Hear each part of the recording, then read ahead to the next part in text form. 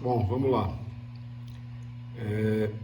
Meu nome é Alisson Magno Lemos, eu sou aluno da Unigran Rio e minha matrícula é 580 4810. Eu faço o curso de Engenharia de Produção e vou apresentar um trabalho aqui de resistência dos materiais, falar sobre flambagem, flexão, deflexão em estruturas, estruturas esbeltas, né? Matéria da unidade de 5 a 8. O professor é o Leonan Valente, hoje é 5 de novembro de 2021.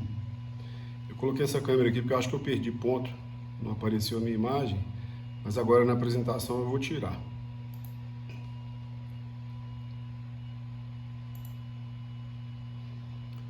Bom, então o sumário do trabalho é composto pela introdução, o desenvolvimento e aí um raciocínio aí de conclusão. Vamos para a introdução. Bom, então a disciplina ela tem por finalidade, igual eu já disse lá no primeiro trabalho, o estudo das relações entre as forças aplicadas, né, e as deformações. E a intensidade, né, das forças internas resultantes. Né? Na unidade 5 e 8 a 8, nós tivemos informações relacionadas à flambagem, flexão composta e deflexão de estruturas, né, em função dos esforços recebidos. E a importância nas engenharias, né, dessa disciplina se deve principalmente às demandas que datam aí os primórdios das construções e os processos de industrialização. Bom, nesse trabalho vou falar sobre conceitos e exemplificações de dimensionamento, né, o uso de fórmulas. Eu particularmente achei esse trabalho um pouco mais difícil de se apresentar, né, de exemplificar, assim, pegar. Na verdade, tem um universo muito grande de exemplos, né, mas para poder mostrar um dimensionamento eu achei um pouco mais difícil. Né? Bom, falando sobre flexão, né, na verdade, flecha, rotação, né, então a gente sabe que a flexão ela é um esforço, né, que a deformação ela acontece aqui de maneira perpendicular ao eixo do corpo, né? A gente tem aqui uma carga P, né, fazendo um esforço aqui nessa barra. Essa barra está submetida, né, a esse esforço aqui que gera a flexão, né? Então a gente tem, na verdade, um momento fletor, né, que gera essas resultantes, né? Então a gente tem aqui o que a gente chama de flecha, né? Do resultante do esforço aqui do momento fletor. No caso aqui, essa barra aqui ela está engastada aqui nesse ponto A. E a flecha é a deformação aqui no eixo Y, aqui no caso, né, colocando aqui no formato aqui de cálculo, né? Então a gente tem também, né, a taxa de variação da deformação, né, ou a rotação, que é calculada ao longo aqui do eixo, né, desse eixo X, né, que é aí a derivada de Y, né, pela derivada de X, que gera esse ângulo aqui, que é o ângulo θ.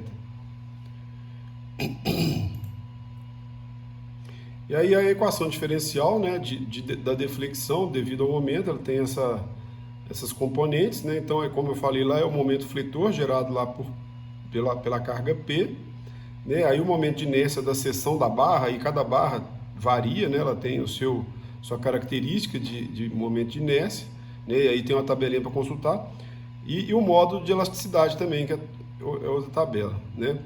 Mas o importante é saber o que é que a gente está querendo mostrar aqui. Então, eu coloquei aqui uma animação mostrando aqui, né? Aqui vai passar um caminhãozinho, né? Ele passa sobre uma ponte aqui, que na verdade são vigas, né? E vigas engastadas aqui nos dois pontos. Então, quando ele passa aqui, mostra, né?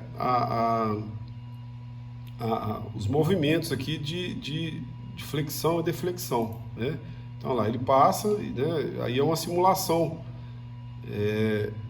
da flexão. Aqui, né? Aí é formado, aqui através da deformação aqui, aí, né? Essa variação aqui é a flecha, né?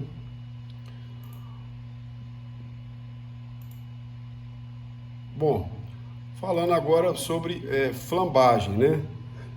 Então, assim, uma coluna, quando ela é submetida a uma elevada compressão, ela pode falhar através de alterações na sua geometria, né? Esse fenômeno é chamado de flambagem.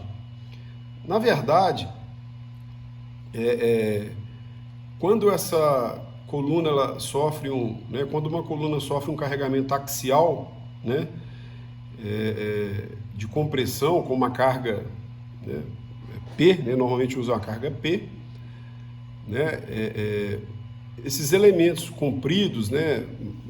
Mais delgados, né? Mais esbeltos,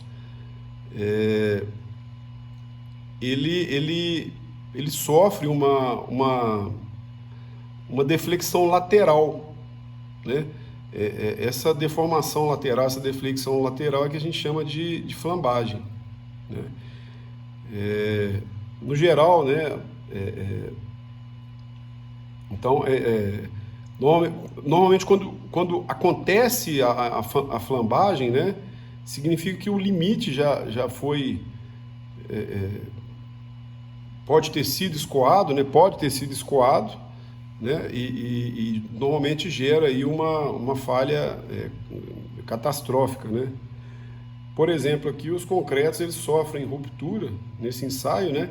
Já que eles são materiais frágeis, eles não suportam, né? Tração.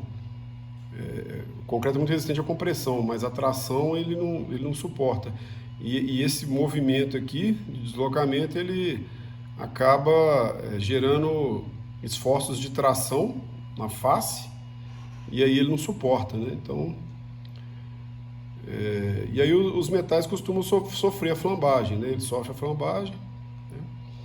Diferentemente do concreto que rompe.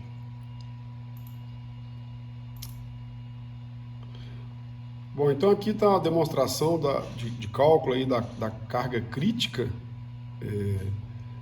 de flambagem, né? E aqui a tensão crítica de flambagem, onde você tem aí, né, o comprimento da barra mais o índice de esbeltez fazendo a diferença, né? Na deformação, né? No tipo de flambagem, né? Na verdade são esforços em várias direções aqui, né? Então a gente, por exemplo, fala de carga excêntrica em coluna, né? Que ela não é aplicada no centro da seção da coluna e ela provoca vários momentos fletores adicionais ali, então elas alteram o comportamento da deflexão e da rotação lá no caso daquela flambagem, né? E o ponto de localização de uma resultante de força real dificilmente ela é conhecida com precisão, né?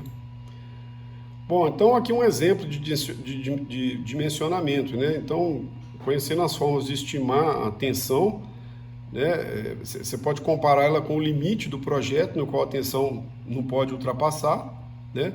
E a tensão máxima é aquela no qual a tensão de operação não deve ultrapassar, né? Que é a tensão admissível, né? Então, cada material tem uma equação própria para essa tensão. Aqui, por exemplo, aqui é um exemplo da liga de alumínio, né? Então, um exemplo de dimensionamento, uma coluna circular sólida, né, de diâmetro D, ela é comprimida por uma força axial P, ela é feita de liga de alumínio, está aqui o tipo de liga, né, e as extremidades são articuladas. Então, a pergunta A aí, se o diâmetro for de 2 polegadas, né? Qual o comprimento máximo admissível da coluna, para essa coluna não deformar, né?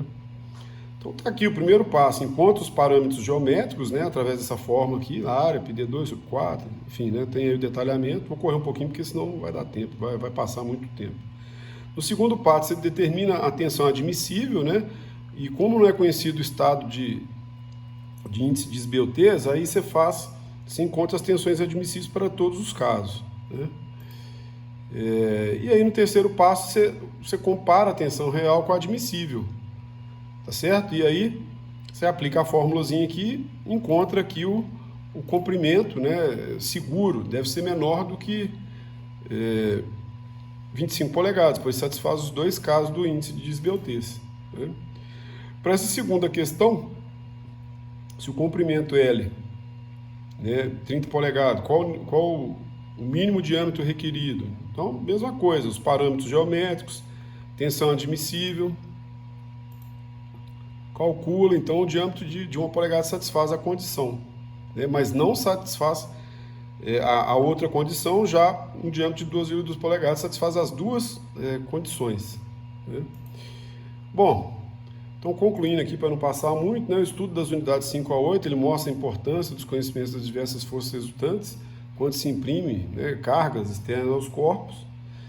E a compreensão do comportamento desses corpos e forças exercidas e a utilização dos dados são fundamentais para o dimensionamento de componentes utilizados nas construções e indústrias, né? Bom, é isso, eu agradeço, acho que corri um pouco mais, me senti um pouco mais desconfortável para essa apresentação devido aí à complexidade, né? Muitas fórmulas, enfim. É isso. Uma boa noite e obrigado.